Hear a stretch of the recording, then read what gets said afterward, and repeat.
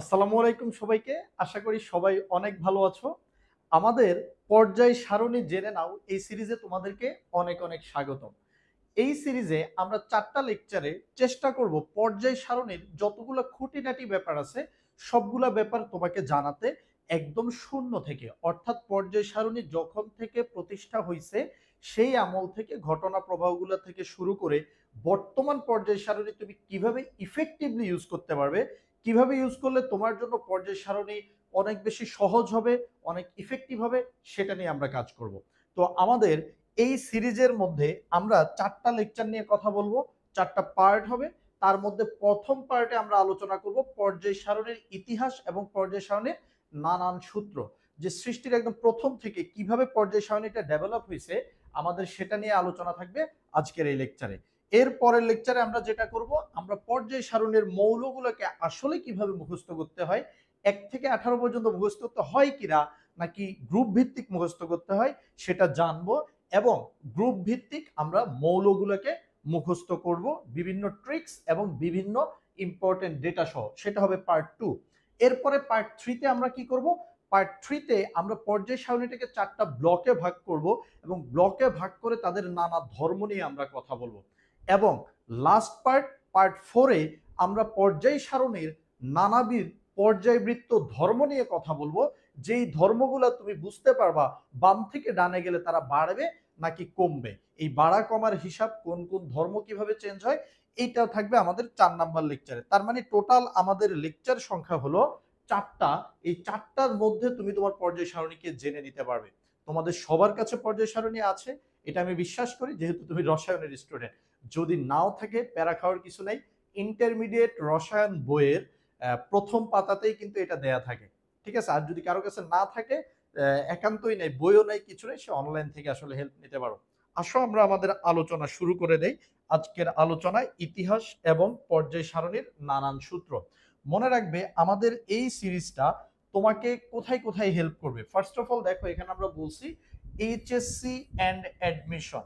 Actually এটা তোমার HSC admission, তোমার যে বেসিক কেমিস্ট্রি, এই প্রত্যেকটা জায়গাতে তোমাকে আসলে হেল্প করবে হলো আমাদের এই 4টা লেকচার। তোমার পুরো পর্যায় সারণীটাকে আমরা জানি যে ইংরেজি শিখতে যেরকম এবিসিডি শিখা লাগে, পর্যায় সারণী কেমিস্ট্রি শিখতে তোমাকে পর্যায় সারণীটা জানা লাগবে।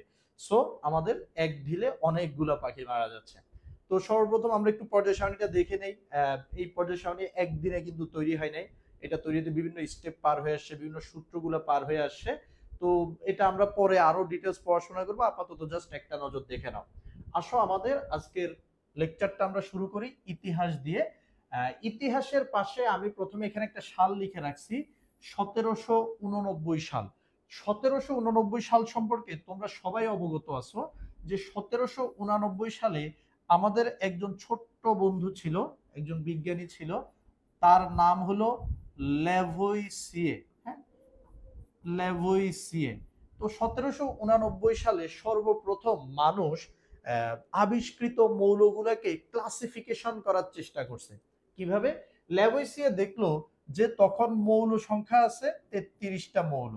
উনি 33টা মৌলকে দুইটা ভাগে জাস্ট ভাগ করছে। উনি কিছু মৌলকে বলেছেন ধাতু এবং কিছু মৌলকে বলেছেন অধাতু। এই যে এটা হলো মৌলগুলোকে করা প্রথম ক্লাসিফিকেশন, ল্যাভোইসিয়ের ক্লাসিফিকেশন। 33 এলিমেন্টস নিয়ে উনি কাজ করছে। এটা যদিও পর্যায় সারণী উনি কিছুই করে নাই, পর্যায় সারণী কিচ্ছু করে নাই, বাট স্টিল উনি যেহেতু একটা ক্লাসিফিকেশন করছে, আর পর্যায় সারণীটা হইলই আসলে ক্লাসিফিকেশনের খেলা, এজন্য আমরা ল্যাভোইসিয়ার নামকে সম্মান ধরে স্মরণ করব। কত সালে? 1789 সালে। তো এরপরে দেখো, আমরা যদি পরবর্তী ইতিহাসে চলে আসি, সেটা হলো 1829 সালে। এই সালটা আমাদের খুবই খুবই খুবই পরিচিত। এই সালে বিজ্ঞানী ডোভে রাইনার, হ্যাঁ, ডোভে রাইনার, ডোভে রাইনার নামের একজন বিজ্ঞানী, ডোভে রাইনার, উনি একটা সূত্র দিয়েছিল, যেই সূত্রটার নাম হলো ত্রয়ী সূত্র। ত্রয়ী, ত্রয়ী মানে 3। এই সূত্রটা দিয়েছিল কে? ডোভে রাইনার দিয়েছিল। এবং ওনার সূত্রটা কি ছিল? উনি বলছিল, দেখেন ভাইয়া, তিনটা তিনটা মৌলকে আপনি চাইলে একসাথে রাখতে পারেন, ধরেন এ বি সি, এরকম তিনটা মৌলকে আপনি চাইলে একটা গ্রুপ করে রাখতে পারেন। তবে শর্ত হইল মাঝে যে আছে তার আণবিক ভর হবে দুইজনে, যে উপরেরটা আর নিচেরটার যোগফলের অর্ধেক, দুই দ্বারা ভাগ করে, মানে এভারেজ করলে যেটা হয়, যদি এরকম সম্পর্ক তাদের মধ্যে থাকে সেটাকে বলা হয় ডোবেরাইনার ত্রয়ী বা ডোবেরাইনারের সূত্র মতে আপনি তাদেরকে একসাথে রাখতে পারবেন। এখন দেখো তো এই সূত্রের আসলে সাকসেস গুলা কোথায়, কি কি সফলতা পাইছে এই সূত্রটা? অনেক জায়গায় সফলতা পাইছে। যেমন আমি যদি তোমাকে বলি যে লিথিয়াম, হ্যাঁ, তারপরে সোডিয়াম এবং পটাশিয়াম, তারা কি ডোবেরাইনার ত্রয়ী কিনা? আমরা জানি তারা একই গ্রুপে থাকে, কিন্তু ডোবেরাইনারের সূত্র দিয়ে তাদেরকে ব্যাখ্যা করা যায় কিনা? অ্যান্সার হলো হ্যাঁ, যায়। দেখো সোডিয়ামের ভর যদি আমি বের করতে চাই যে মাঝে আছে, তাহলে আমাকে কি করতে হবে ভাইয়া বলো তো? লিথিয়ামের ভর সেটা হলো 7, পটাশিয়ামের ভর সেটা হলো 39, দুইটাকে যোগ করে 2 দ্বারা ভাগ দিলাম এবং এটা দেখলাম যে 23, এবং আমরা জানি হ্যাঁ সোডিয়াম 23, এটা মিলে গেছে। তার মানে ভাইয়া কি বোঝা যাচ্ছে? তার মানে বোঝা যাচ্ছে ডোবেরাইনারের ত্রয়ী সূত্র খাটবে। এবার আসো, ডোবেরাইনারের তুমি একটা ত্রয়ী বললা, আর কি কি ত্রয়ী আছে? আরো ত্রয়ী আছে, ক্যালসিয়াম, স্ট্রনশিয়াম, তারপরে বেরিয়াম, হ্যাঁ, ক্যালসিয়াম, স্ট্রনশিয়াম, বেরিয়াম, এরা তিনজন কি ত্রয়ী কিনা? অ্যান্সার হলো হ্যাঁ, এরাও ত্রয়ী। কিভাবে ভাইয়া? দেখো, আমি যদি স্ট্রনশিয়ামের ভর বের করতে চাই আমাকে কি করতে হবে বলো তো? স্ট্রনশিয়ামের ভর বের করার জন্য আমাকে ক্যালসিয়ামের ভর হলো 40 প্লাস বেরিয়ামের ভর কত? বেরিয়ামের ভর হলো 137 ডিভাইডেড বাই 2, এবং যখন তুমি ক্যালকুলেশনটা করবা তুমি ক্যালকুলেশনের রেজাল্ট পাবা হলো এখানে 88.5, হ্যাঁ, 88.5, যেটা আমাদের স্ট্রনশিয়ামের আসল যে ভর 88, স্ট্রনশিয়ামের অ্যাকচুয়ালি ভর হলো 88, এটার ভেরি ক্লোজ, মানে আমরা একই ধরতে পারি সেটাকে। তার মানে এরা তিনজনও কিন্তু একটা ডোবেরাইনার ত্রয়ী হিসাবে পরিচিতি পাবে, এরাও আছে ডোবেরাইনার ত্রয়ী। এবার আসো আরো কি কি ডোবেরাইনার ত্রয়ী আছে? আরেকটা ডোবেরাইনার ত্রয়ী আমরা বলতে পারি ক্লোরিন, ব্রোমিন এবং আয়োডিন। ক্লোরিন, ব্রোমিন এবং আয়োডিন। যদি আমি এখানে ত্রয়ী খাটবে কিনা সেটা আমি জাজ করতে চাই, তাহলে সেটা কেমন হবে? ধরো ব্রোমিনের জন্য ভাইয়া কি করবা বলো তো? ক্লোরিনের ভর হলো 35.5 এবং আয়োডিনের ভর কত? 127। এই দুইটা আমি লিখে দিলাম, 35.5, 127, যখন তুমি ভাগ করবা তাদেরকে 2 দ্বারা, অ্যান্সার আসবে 81.25। কত আসলো? 81.25।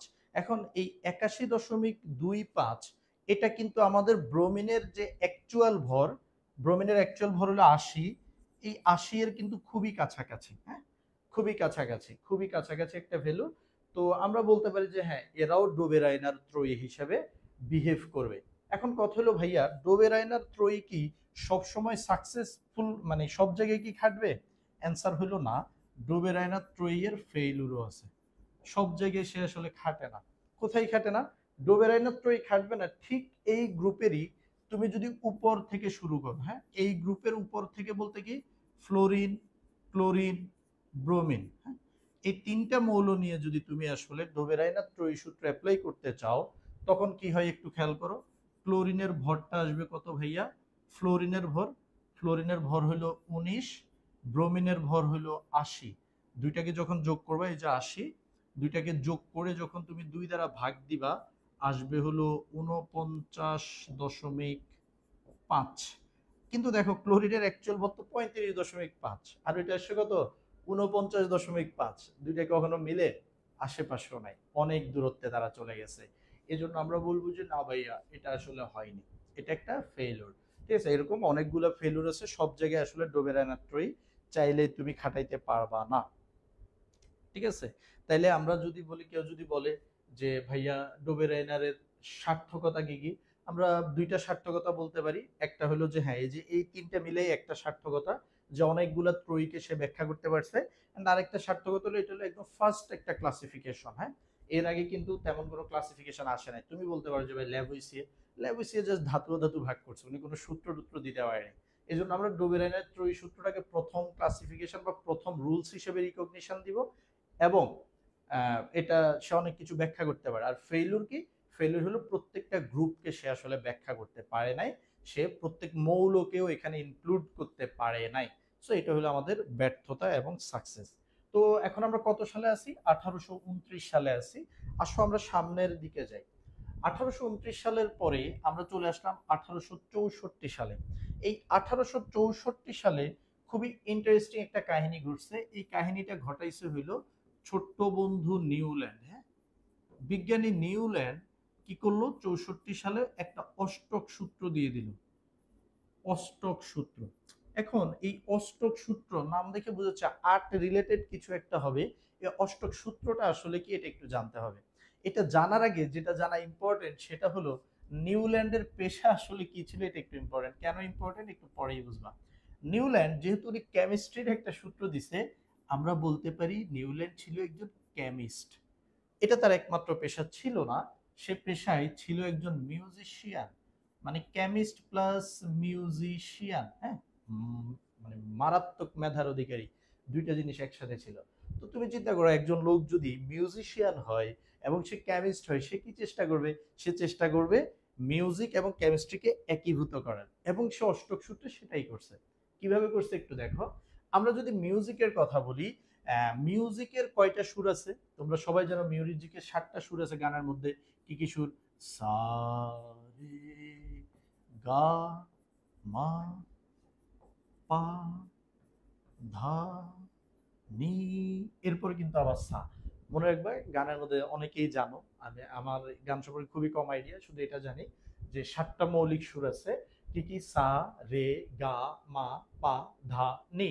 এরপর কিন্তু আবার সা, আবার কিন্তু রিপিট। হ্যাঁ, আগের জায়গায় ফিরে আসে। তো উনি বলল, আমরা যদি মৌলগুলাকে তাদের ভর অনুসারে সাজাই, তাদের কি অনুসারে সাজাই ভাইয়া? ভর অনুসারে। যেমন lithium, beryllium, boron, carbon, nitrogen, oxygen, fluorine. উনি ভর অনুসারে সাজাই কিন্তু এটা পাইছে। হ্যাঁ, ভর অনুসারে সাজাইলে এটাই আসবে। ফ্লোরিনের পরে আসার কথা কি? ফ্লোরিনের পরে আসার কথা নিয়ন। কিন্তু মনে রাখবে এই লিস্টে নিয়ন নাই। কেন নিয়ন নাই? কারণ তখনও এই নোবেল গ্যাস আবিষ্কৃতই হয়নি, কোনো নিষ্ক্রিয় গ্যাস ততদিন আবিষ্কৃত হয়নি।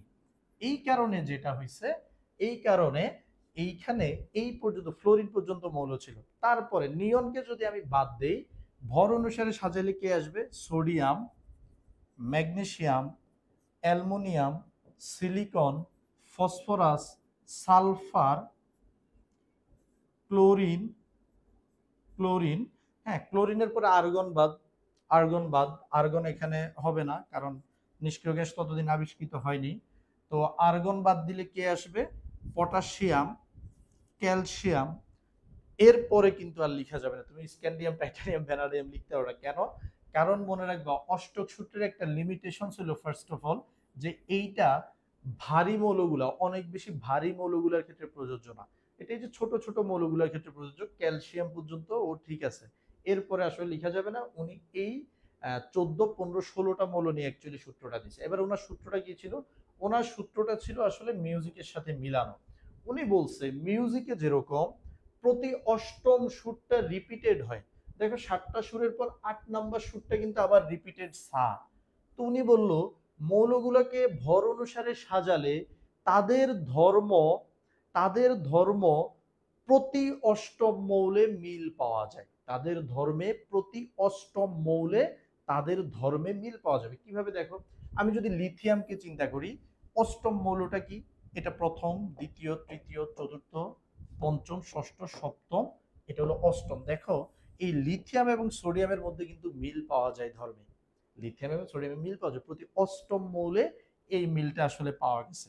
এবার খেয়াল করো, আমি যেই কোনো মৌল নিয়ে যদি যাত্রা শুরু করি, ধরো কার্বন নিয়ে আমি যাত্রা শুরু করলাম, এবং আমরা দেখব কি প্রথম, দ্বিতীয়, তৃতীয়, চতুর্থ, পঞ্চম, ষষ্ঠ, সপ্তম, অষ্টম, এই প্রতি অষ্টম মৌলে কিন্তু একটা মিল পাওয়া যায়। কার্বন এবং সিলিকনের মধ্যে কিন্তু মিল রয়েছে।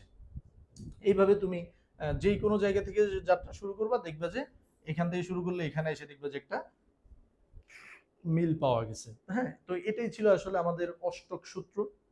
এটাই ছিল কি? এটাই ছিল অষ্টক সূত্র।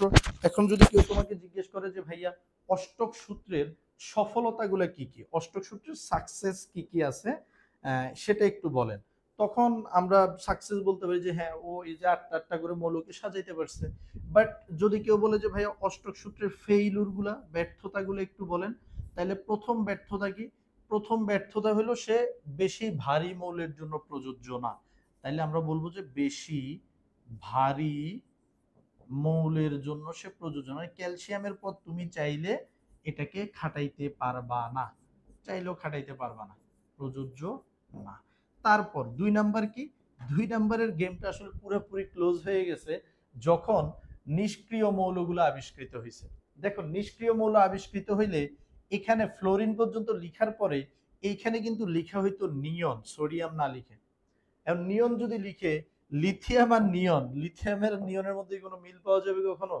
কখনোই মিল পাওয়া যাবে না। এজন্য যখনই নিষ্ক্রিয় গ্যাস বা নোবেল গ্যাসগুলো আবিষ্কৃত হয়েছে পুরো সিরিয়ালটা আসলে সরে গেছে এবং তখন আর এটা খাটে নাই। তো আমরা বলতে পারবো যে একটা ফেলিউর হলো Discovery of Nobel gas, Discovery of Nobel gas. হ্যাঁ, নোবেল গ্যাসগুলোর আবিষ্কার আমাদের এটাকে আসলে অষ্টক সূত্রকে আর কোনো কি বলে মানে বাস্তবসম্মত রাখে নাই, এটা টোটালি চেঞ্জ হয়ে গেছে। সো এটা ছিল আমাদের 1864 সালের ঘটনা। 1864 সালের ঘটনার পরে ইম্পর্টেন্ট সাল হলো 1869 সাল। 1869 সাল, এই 1869 সালে আমরা জানি যে আমাদের একজন ছোট্ট বন্ধু মেন্ডেলিফ, হ্যাঁ, ছোট্ট বন্ধু মেন্ডেলিফ, উনি একটা পর্যায় সূত্র দিয়েছিল। উনি কি দিয়েছিল? উনি একটা পর্যায় সূত্র দিয়েছিল। এখন আমরা সবাই মেন্ডেলিফের নাম জানি, মেন্ডেলিফের পর্যায় সূত্রটা জানি, তবে একটু মাথায় রাখতে হবে আরেকজন বিজ্ঞানীর নাম, যার নাম বইতে তুমি পাবা না, কোনো পরীক্ষায় আসবে না, বাট স্টিল আমরা এটা একটু জানবো। তার নাম হলো লোথার মায়ের। হ্যাঁ, এই বিজ্ঞানী লোথার মায়ের এবং মেন্ডেলিফ পৃথিবীর দুইটা ভিন্ন জায়গায় বসে একই সময়ে তারা একই সূত্র দিয়েছেন। একই সময় বলতে একই টাইম পিরিয়ডে তারা একই সূত্র দিয়েছে এবং দুইজনের সূত্র কিন্তু একই ছিল এবং কোনোভাবে তুমি আসলে বলতে পারবে না যে একজন আরেকজনের থেকে চুরি করছে। ব্যাপারটা এমন না, কেউই কারো থেকে চুরি করে নাই, বাট দুইজনের আবিষ্কারটা সেম টাইমে সেম ছিল। এখন এই পর্যায় সূত্রটা কি ছিল? পর্যায় সূত্রটা ছিল হলো, পর্যায় সূত্রটা ছিল হলো মৌলের, মৌলের যে ধর্ম আছে এই ধর্মগুলা তাদের পারমাণবিক ভরের সমানুপাতিক। হ্যাঁ, পারমাণবিক ভরের সমানুপাতিক বলতে বোঝানো হয় যে মৌলের যে ধর্ম আছে তারা পারমাণবিক ভরের সাথে সাথে পরিবর্তিত হয়। পারমাণবিক ভর যদি পরিবর্তিত হয় তাদের ধর্ম পরিবর্তিত হবে। তাদের কি পরিবর্তিত হবে? ধর্ম পরিবর্তিত হবে। তার মানে ওনার এই পুরো সূত্রের সবচেয়ে স্ট্রং পয়েন্ট কি ছিল? সবচেয়ে স্ট্রং পয়েন্ট ছিল পারমাণবিক ভর। এবং তুমি খেয়াল করো আমাদের যে ত্রয়ী সূত্র, আমাদের যে অষ্টক সূত্র এবং আমাদের শেষে যে মেন্ডেলিফের পর্যায় সূত্র বা লোথার মায়ারের পর্যায় সূত্র, তিনটাই কিন্তু পারমাণবিক ভর অনুসারে দেয়, কারণ ততদিনও পারমাণবিক সংখ্যা আবিষ্কৃত হয় নাই। সো এই কারণে সবাই পারমাণবিক ভর নিয়ে আসলে পড়ে আছে। এখন তাহলে খেয়াল করো উনি পারমাণবিক ভর অনুসারে সাজায় উনি কি করলো? 63টা মৌল নিল। হ্যাঁ, 63টা মৌল তখন ছিল, 63টা মৌল ওই টাইমে আবিষ্কৃত ছিল এবং 63টা মৌলকে নিয়ে উনি একটা পর্যায় সারণী বানাইছিল। হ্যাঁ, ওইটা ছিল আমাদের ইতিহাসের সর্বপ্রথম পর্যায় সারণী, মেন্ডেলিফের পর্যায় সারণী। এজন্য মনে রাখবা মেন্ডেলিফকে কিন্তু পর্যায় সারণীর জনক বলা হয়। কিসের জনক? পর্যায় সারণীর জনক বলা হয় মেন্ডেলিফকে, কারণ উনি সর্বপ্রথম 63টা মৌল নিয়ে একটা পর্যায় সারণী বানাইছিল। ওনার পর্যায় সারণী 63টা মৌল নিয়ে হইলেও সেখানে 67টা মৌলের জন্য ঘর ছিল। 67টা মৌলের জন্য ঘর বা 67টা মৌলকে জায়গা দেওয়া হয়েছিল। তো ওনাকে বলা হয়েছিল পৃথিবীতে মৌল আছে 63টা, আপনি 67টা মৌল কোথায় পাইলেন? উনি বলল 4টা মৌল পরবর্তীতে আবিষ্কৃত হবে। মানে তখনও আবিষ্কৃত না হইলে উনি বলছে এরকম এরকম বৈশিষ্ট্যের, এরকম পারমাণবিক সংখ্যা বিশিষ্ট 4টা মৌল আবিষ্কৃত হবে এবং ওই 4টাকে প্রেডিক্টেড রেখে উনি কি করছে এই পর্যায় সারণীটা দিচ্ছে। এবং ওই 4টা মৌল কি কি ছিল একটু খেয়াল করো। ওই 4টা মৌলকে উনি নাম দিয়েছিল EKAB। হ্যাঁ, বোরন, তারপরে aluminium, EKA aluminium, EKA manganese, EKA silicon. হ্যাঁ, মানে উনি বুঝাইতে চাইছেন যে বোরনের মতো মৌল আসবে, অ্যালুমিনিয়ামের কাছাকাছি ধর্মের মৌল আসবে, ম্যাঙ্গানিজের মতো, সিলিকনের কাছাকাছি ধর্ম বা সিলিকনের মতো। মানে উনি বুঝাইতে চাচ্ছে যে এরা হলো রিপ্রেজেন্টেটিভ, বাট এদের মতো কিছু মৌল আসবে। এবং পরবর্তীতে কিন্তু এই 4টা মৌল আবিষ্কৃত হয়েছে। সেই মৌলগুলো কি কি? যেমন বোরনের এগেনস্ট মৌলটা আবিষ্কৃত হয়েছে স্ক্যান্ডিয়াম, এটা ছিল গ্যালিয়াম, এটা ছিল টেকনিশিয়াম, এবং এটা ছিল জার্মেনিয়াম। তার মানে ওনার প্রেডিকশন আসলে ঠিক ছিল। ওনার প্রেডিকশন কি ছিল? ঠিক ছিল। হ্যাঁ, এই 4টা মৌল ছিল প্রেডিক্টেড মৌল। এবার আসো উনি যে পর্যায় সারণী বানাইছে আমরা সেটা নিয়ে আরেকটু কথা বলি। হ্যাঁ, এই পর্যায় সারণীর মধ্যে একটা স্পেশাল দিক ছিল, এখানে 8টা গ্রুপ ছিল। হ্যাঁ, 8টা ছিল গ্রুপ এবং 12টা ছিল পিরিয়ড, মানে 12টা পর্যায় ছিল। এই যে 8টা গ্রুপ, উনি গ্রুপগুলো সাজাইছে কিসের ভিত্তিতে জানো? উনি গ্রুপগুলো সাজাইছে যোজনীর ভিত্তিতে। যোজনীর ভিত্তিতে উনি গ্রুপগুলোকে সাজাইছিল তখন।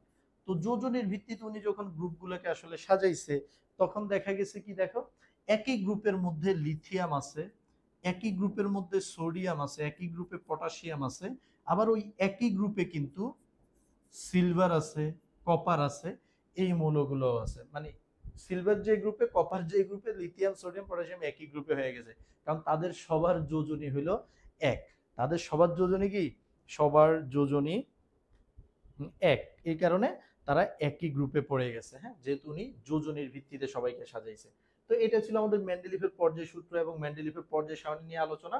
বাট তোমাকে যদি কেউ এখন জিজ্ঞেস করে যে মেন্ডেলিফের পর্যায় সারণীটা পরে টিকে নাই কেন, এটার আসলে ফেইলুর কোথায়, ব্যর্থতা কোথায়, তখন ব্যর্থতা বলার অনেক জায়গা, ব্যর্থতার শেষ নেই। ব্যর্থতা কোথায়? 1 নাম্বার ব্যর্থতা হলো, খেয়াল করো, আর্গন ও পটাশিয়ামের পজিশন, এটা হলো একটা বড় ব্যর্থতা। কেন? দেখো, আর্গনের ভর কত? আর্গনের ভর হলো 40, পটাশিয়ামের ভর কত? পটাশিয়ামের ভর হলো 39। তো আমি যদি ভর অনুসারে সাজাই তাহলে আগে লিখতে হইতো পটাশিয়ামকে এবং পরে লিখতে হইতো আর্গনকে, এবং তখন দেখা যাইতো যে পটাশিয়াম আর আর্গন তাদের পজিশন চেঞ্জ করলে ব্যাপক বিগিসিগি হয়। বিগিসিগিটা কোথায় হয়? বিগিসিগিটা হয় লিথিয়াম, সোডিয়াম, আর্গন, এরকম হয়ে যায় হইলো লিস্ট। লিথিয়াম সোডিয়াম আর্গন, মানে লিথিয়ামের নিচে সোডিয়াম, তার নিচে পড়ে যায় আর্গন। কিন্তু তারা কি একই ধর্ম? তাদের ধর্মে কি কোনো মিল আছে? তাদের ধর্মে কোনো মিল নেই। গ্রুপগুলো এলোমেলো হয়ে যায়। এই কারণে এই পটাশিয়াম আর আর্গনের তাদের ভরের মধ্যে এরকম হইলেও তাদেরকে ওই ভর অনুসারে সাজানো হয়নি, তাদেরকে ভর অনুসারে সাজানো যায় নাই। এটা হলো একটা প্রথম ব্যর্থতা। এবার যদি বলা হয় 2 নাম্বার ব্যর্থতা কি? 2 নাম্বার ব্যর্থতা হলো, দেখো, আইসোটোপ আছে না? আইসোটোপ, যখন মেন্ডেলিভ ওইটা দিছে তখন আইসোটোপ ছিল, কিন্তু পরে যখন আইসোটোপ আবিষ্কৃত হয়েছে, আইসোটোপ গুলোর ভিন্ন পজিশন হয়ে গেছে, ভিন্ন ভিন্ন পজিশন। আইসোটোপ গুলোর ভিন্ন ভিন্ন পজিশন, এই কথাটা কেন বলছি একটু খেয়াল করুন। ব্যাপারটা হলো, আমরা কি জানি, আমাদের হাইড্রোজেনের তো আইসোটোপ আছে, ঠিক না? এই যে প্রোটিয়াম, এই যে ডিউটেরিয়াম, এই যে ধরো ট্রিটিয়াম, এটাকে আমরা তো পর্যায় সারণীতে সচরাচর দেখে থাকি, এটা লিখাই থাকে। কিন্তু বাকি 2টা পর্যায় সারণী কোথায় থাকে, কেউ যদি তোমাকে জিজ্ঞেস করে তাদের অবস্থান কোথায়, তো বলো কেন ভাইয়া, হাইড্রোজেন যেখানে সেখানে।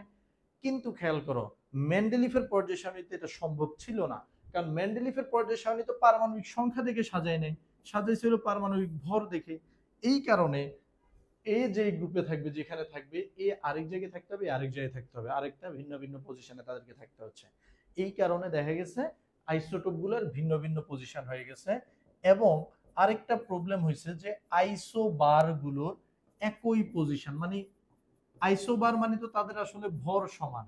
তো উনি যেহেতু ভর অনুসারে সাজাইছে, তাহলে যাদের ভর সমান তারা সবাই একই জায়গায় থাকবে। তারা সবাই কই থাকবে? একই জায়গায় থাকবে। ঠিক আছে, এটা হয়ে গেছে আসলে মেইন প্রবলেম। এই 3টা। আরো একটা প্রবলেম আছে, আরো একটা প্রবলেম, সেটা হলো কি, সেটা হলো একই ধরনের মৌলগুলো আসলে ভিন্ন গ্রুপে চলে গেছে, একই ধরনের মৌল ভিন্ন গ্রুপে এরকম চলে গেছে, একই ধরনের মৌল ভিন্ন গ্রুপে, ভিন্ন গ্রুপে তারা চলে গেছে। যেমন প্লাটিনাম আর অরাম, এই দুইটার মধ্যে কিন্তু ধর্মের মিল আছে, ধর্মের মিল থাকলেও তাদের ভিন্ন গ্রুপে তাদেরকে রাখতে হয়েছে তাদের যোজনীয় পার্থক্যের কারণে। তো এইগুলো ছিল আমাদের মেন্ডেলিফের যে পর্যায় সারণীটা দিছিল সেটার ফেইলুর। এত ফেইলুর সত্ত্বেও যেহেতু ওই টাইমে এটাই প্রথম ছিল, এজন্য এটা কিন্তু হিউজ একটা অবদান আছে আমাদের এই পর্যায় সারণীর ইতিহাসে। ঠিক আছে, আমরা এটাকে ভুলতে পারবো না। তাইলে আমাদের কত সাল গেল ভাইয়া? 1869 সাল সর্বপ্রথম পর্যায় সারণীর সাল। তারপরে সালটা হলো 1913 সাল, যেখানে আসলে সবকিছু একসাথে চেঞ্জ হয়ে গেছে। কেন চেঞ্জ হয়েছে? বিজ্ঞানী মোসলে, হেনরি মোসলে, উনি এক্স রে ডিফ্রাকশন টেস্ট নামে একটা টেস্ট করতেছিল মৌলগুলোকে নিয়ে। হ্যাঁ, এক্স রে ডিফ্রাকশন টেস্ট। উনি প্রতিটা মৌলকে নিয়ে এভাবে এক্স রে করতেছিল, এক্স রে করতেছিল, এক্স রে করতে করতে উনি তখন একটা কথা বলল যে ভাই, আমি এবার নতুন পর্যায় সূত্র দিব। মেন্ডেলিফ তো বলছিল মৌলের ধর্ম তাদের পারমাণবিক ভর অনুসারে পরিবর্তিত হয় বা চেঞ্জ হয়। আসলে কথাটা সত্য না। মৌলের যে ধর্মগুলো আছে, মৌলের ধর্ম সমানুপাতিক পারমাণবিক সংখ্যা। ও মাই গড, হ্যাঁ, পারমাণবিক সংখ্যা। আমরা তো এতক্ষণ পারমাণবিক সংখ্যা দিয়েই পড়তেছিলাম, ঠিক না?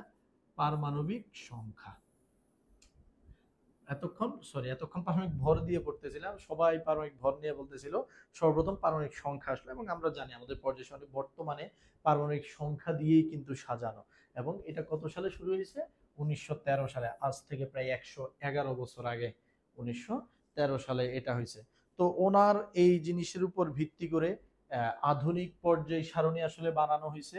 এজন্য হেনরি মোসলেকে আধুনিক পর্যায় সারণীর জনক বলা হয়। ঠিক আছে, আধুনিক পর্যায় সারণীর জনক, আধুনিক পর্যায় সারণীর জনক হলো হেনরি মোসলে। আর যদি বলা হয় মেন্ডেলিফকে, মেন্ডেলিফ হলো সাধারণ পর্যায় সারণীর জনক হলো মেন্ডেলিফ। ঠিক আছে, মনে থাকবে? আশা করি থাকবে। তো এখন দেখো যে আধুনিক পর্যায় সারণীটা বের হয়েছে, আমরা কি আসলে আধুনিক পর্যায় সারণী পড়ি নাকি আমরা আসলে সর্বাধুনিক পর্যায় সারণী পড়ি? এটা হলো তোমাদের কাছে একটা প্রশ্ন। আধুনিক পর্যায় সারণী, হ্যাঁ, এটার পরে কিন্তু আরেকটা জিনিস আসছে, সেটার নাম হলো সর্বাধুনিক, সর্বাধুনিক পর্যায় সারণী। তো আসলে আমরা এখন বর্তমানে সর্বাধুনিক পর্যায় সারণীটা পড়ি। দুইটার মধ্যে বেসিক পার্থক্য কোথায়? বেসিক পার্থক্য হলো আধুনিক পর্যায় সারণীতে গ্রুপ নাম্বার, গ্রুপ নাম্বার দেয়া আছে 1 থেকে 8 পর্যন্ত। 1 থেকে কত পর্যন্ত? 8 পর্যন্ত। হ্যাঁ, আর যদি আমি সর্বাধুনিক পর্যায় সারণীর কথা চিন্তা করি, সেখানে গ্রুপ নাম্বার দেওয়া হলো 1 থেকে 18, এইভাবে ইংলিশ অক্ষরেই দেয়া, আর এগুলো রোমান হরফে দেয়া। তো যাই হোক, আমাদের বইতে এখন যেটা দেয়া আছে দুইটা পর্যায় সারণী সেম, শুধু নাম্বারিংটা আসলে একটু চেঞ্জ করে দিচ্ছে। হ্যাঁ, দুইটা পর্যায় সারণী সেম, শুধু তাদের কি চেঞ্জ করে দিচ্ছে? নাম্বারটা চেঞ্জ করে দিচ্ছে। যেমন দেখো, আমি যদি তোমাদেরকে এটা একটু দেখাই, তোমরা তোমাদের বইয়ে খেয়াল করলেও দেখবা এখানে আসলে কতটুক দেখা যাচ্ছে ওই ছোট লেখাগুলো আমি একটু চেক করি। মোটামুটি দেখা যাচ্ছে। দেখো এখানে আমরা সবসময় দেখছি যে পর্যায় সারণীতে এই গ্রুপগুলোর মধ্যে যে নাম্বার আছে, দেখো এখানে কিন্তু দুইটা নাম্বার দেয়া। হ্যাঁ, কয়টা নাম্বার দেয়া? দুইটা নাম্বার দেয়া। এখানে এই যে দেখো দুইটা নাম্বার দেয়া। হ্যাঁ, একটা হলো ইংলিশে লেখা 5 আর আরেকটা হলো নিচে লেখা ভি। ভি, এই ভি হলো রোমান 5 আর বি হলো আরেকটা সাবগ্রুপ, সেটা নিয়ে আমরা সুযোগ হলে কথা বলবো। তবে এই সিরিজে হয়তো আমরা এইটা নিয়ে কথা একটু কম বলা হবে। এটা নিয়ে আমরা মেন সর্বাধুনিকটা নিয়ে আমরা ফলো করবো। এবং তুমি দেখো প্রত্যেকটা জায়গায় দুইটা নাম্বারিং করা আছে। এই যে 13, 13 কে আবার বলছে যে 3A। হ্যাঁ, কারণ আধুনিক পর্যায় সারণীতে 1 থেকে 8 এর বেশি গ্রুপ নাম্বার হইতে পারে না, কিন্তু সর্বাধুনিকে 1 থেকে 13, একদম ইংলিশে দেখো এই পাশে 1, এই 2 3 4 5 করতে এখানে 18 পর্যন্ত চলে আসছে। তো এইটা হলো আধুনিক পর্যায় সারণী এবং সর্বাধুনিক পর্যায় সারণীর মধ্যে মেইন পার্থক্য। ঠিক আছে, এবার আসো আমরা আমাদের মেইন যে পড়া, আমরা আমাদের ইতিহাসের একদম শেষ প্রান্তে চলে আসছি। সর্বাধুনিক পর্যায় সারণী আমরা অলরেডি আবিষ্কার করে ফেলছি। এখন তোমাকে যদি বলা হয় সর্বাধুনিক পর্যায় সারণীর বৈশিষ্ট্যগুলা কি কি আছে, তো এটা খুবই সিম্পল। আমরা সর্বাধুনিক পর্যায় সারণীর বৈশিষ্ট্যগুলো জানি। যেমন 1 নাম্বার বৈশিষ্ট্য হলো এতে 118টি মৌল আছে। ওয়াও! এটা আমরা সবাই জানি যে সর্বাধুনিক পর্যায় সারণীতে 118টি মৌল আছে এবং এই 118টি মৌলের মধ্যে 94টা মৌল হলো ধাতু। হ্যাঁ, 94টা মৌল কি ধাতু, তারপরে 6টি হলো অপধাতু, ঠিক আছে। আর তাহলে বাকি থাকে কয়টা? 18টা। 18 হলো অধাতু। হ্যাঁ, তুমি তাহলে একটা জিনিস খেয়াল করো, 94টা ধাতু, 6টা হলো অপধাতু এবং 18টি মৌল হলো কি? 18টি মৌল হলো অধাতু। এখন অপধাতুগুলো কি কি? অপধাতু মানে কি? অপধাতুকে অর্ধধাতুও বলা হয়। অপধাতু মানে হলো যেটার বৈশিষ্ট্য ধাতু এবং অধাতু এর মাঝামাঝি, সেটাকে বলা হয় অপধাতু। মানে অপধাতু আছে হলো boron, silicon, germanium, boron, silicon, germanium, arsenic, antimony, tellurium. এই 6টা হলো আমাদের মোস্ট রিকগনাইজড অপধাতু। এর বাইরেও কিছু মৌলকে অপধাতু বলা হয়, যেমন কার্বন, অ্যালুমিনিয়াম, সেলেনিয়াম, পোলোনিয়াম, অ্যাস্টাটাইন। মনে রাখবা, বিভিন্ন জায়গায় তোমাকে কনফিউজের জন্য বিভিন্ন বইতে বলবে যে অপধাতু 6টা, কে বলবে 7টা, কে বলবে আবার 11টা। আসলে অপধাতু আমাদের জন্য মনে রাখতে হবে এই প্রথম 6টা হলো মোস্ট রিকগনাইজড। হ্যাঁ, মানে এরা অপধাতু, এটা নিয়ে কোনো দ্বিমত নাই, এগুলো মোস্ট রিকগনাইজড, সবাই রিকগনিশন দিছে। আর এখানে আরো যে 5টা লিখছে এগুলো হলো লেস রিকগনাইজড, ঠিক আছে। তো লেস রিকগনাইজ নিয়ে আমাদের মাথা খারাপ করার দরকার নেই, আমরা মোস্ট রিকগনাইজ অপধাতুগুলো জেনে রাখবো কে কে আছে। Boron, silicon, germanium, arsenic, antimony এবং টেলোরিয়াম। খুবই ইম্পর্টেন্ট, খুবই ইম্পর্টেন্ট, এটা একটু মাথায় রাখতে হবে। তারপর আমরা বলতে পারি যে আমাদের পর্যায় সারণীতে ভাইয়া 18টা গ্রুপ আছে। Wow, very nice. তারপর আমরা বলতে পারি আমাদের পর্যায়ে 7টা পর্যায় আছে। গ্রুপ মানে হলো এগুলা, উপর নিচে সারি পর্যায় মানে হলো এরা। তো 7টা পর্যায়ের মধ্যে আবার কয়েকটা ভাগ আছে। কি ভাগ? একটা হলো অতি হ্রস্ব পর্যায়। অতি হ্রস্ব পর্যায় মানে হলো এখানে খুবই ছোট একটা পর্যায়, যেখানে মাত্র 2টা মৌল আছে। মাত্র কয়টা মৌল আছে? 2টা মৌল আছে। এটা হলো পর্যায় নাম্বার 1। পর্যায় নাম্বার 1 এ শুধুমাত্র হাইড্রোজেন এবং হিলিয়াম আছে, অতি হ্রস্ব পর্যায়। তারপরে এটার মধ্যে আছে হ্রস্ব পর্যায়। হ্রস্ব মানে হলো অতি হ্রস্বর চাইতে একটু বড়, সেটাকে বলা হয় হ্রস্ব পর্যায়। এই হ্রস্ব পর্যায়ে 8টি করে মৌল আছে, মানে একটা পর্যায়ে 8টা করে মৌল আছে। এবং এরকম হলো পর্যায় নাম্বার 2 এবং 3। পর্যায় নাম্বার 2 এন্ড 3 হলো হ্রস্ব পর্যায়। তারপরে আছে দীর্ঘ পর্যায়। দীর্ঘ পর্যায়, দীর্ঘ পর্যায়ে 18টি করে মৌল থাকে। এরকম হলো কে 4 এন্ড 5, তাদের মধ্যে 18টা করে মৌল আছে। এন্ড এরপরে আছে অতি দীর্ঘ পর্যায়, যেখানে 32টা করে মৌল থাকে। এরকম হলো 6 এন্ড 7, ঠিক আছে। এটাগুলো খুবই ইম্পর্টেন্ট। ওকে, এবার আসো আমাদের লাস্ট বৈশিষ্ট্য। তোমাকে যদি বলা হয় সর্বাধুনিক পর্যায় সারণীর ভিত্তি কি, মানে কিসের ভিত্তিতে তাদের প্লেসগুলো ঠিক করা হয়েছে, এক কথায় উত্তর ইলেকট্রন বিন্যাস। তুমি চাইলে ইলেকট্রন বিন্যাস থেকে একটা পর্যায় সারণী বানাই ফেলতে পারবা নতুন করে। যত ডেটা আছে সব ইলেকট্রন বিন্যাসের মধ্যে পাওয়া যায়। তো এটা ছিল আজকে আমাদের প্রথম লেকচার, যেই লেকচারে আমরা একটা পর্যায় সারণী কিভাবে ডেভেলপ হয়েছে, সাল ভিত্তিক ব্যাপারগুলো জানছি এবং শেষে এসে সর্বাধুনিক পর্যায় সারণী সম্পর্কে জানছি। তো সামনের ক্লাসে আমাদের যেটা হবে, পর্যায় সারণী মনে রাখাটা যেহেতু অনেক ইম্পর্টেন্ট, অনেকগুলো ডেটা আমরা পর্যায় সারণী থেকে শিখতে পারি, সেটার জন্য আমরা গ্রুপ ভিত্তিক মৌল মুখস্থ করব এবং পর্যায় সারণীর গুরুত্বপূর্ণ মৌলগুলোর গুরুত্বপূর্ণ ডেটা নিয়ে আমরা আলোচনা করব। সো সবার জন্য শুভকামনা। আজকে এই পর্যন্তই, দেখা হচ্ছে দ্বিতীয় পর্বে।